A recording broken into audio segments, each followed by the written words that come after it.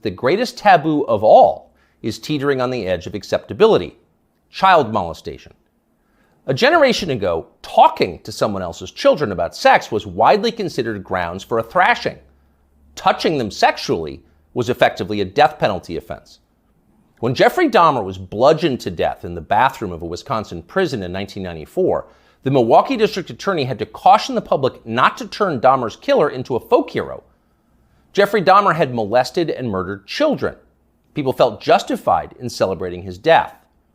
25 years later, that standard had changed dramatically in the state of Wisconsin, as in the rest of the country. In the summer of 2020, during the BLM riots in Kenosha, 17-year-old Kyle Rittenhouse defended his life from a convicted child molester called Joseph Rosenbaum. Rosenbaum was trying to kill Rittenhouse, so Rittenhouse shot him in self-defense. But it was Joseph Rosenbaum whom the media cast as the victim of the story.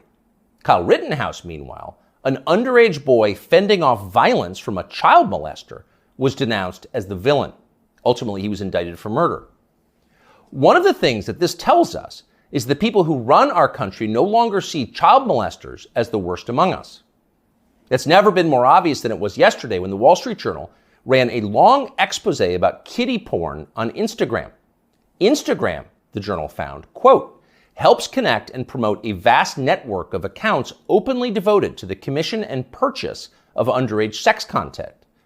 Instagram connects pedophiles and connects them to content sellers of child pornography. In one instance, the paper discovered that Instagram was recommending the phrase incest toddlers to users who'd expressed interest in similar material. By the way, no one at Instagram denied that any of this had happened, nor did Mark Zuckerberg, who controls the company. The journal story was accurate. It was all pretty shocking, but not as shocking as what happened next, which was effectively nothing at all.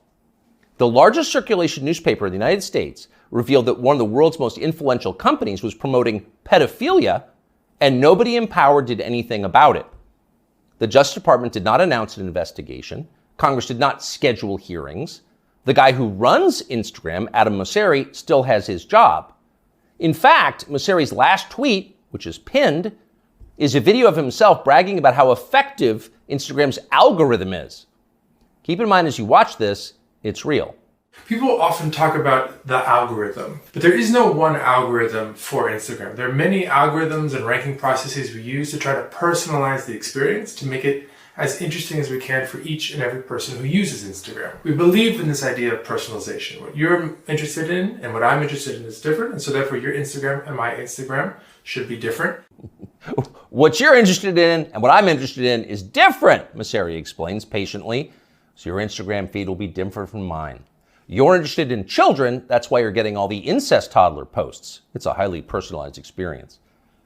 That tweet is still up tonight. Of course, everybody at Instagram, in fact, everyone everywhere in authority, will still claim to think that child molestation is bad, but the tone has changed unmistakably. When they say it's bad, they mean it in a kind of abstract way. Bad like a civil war in Central Africa is bad.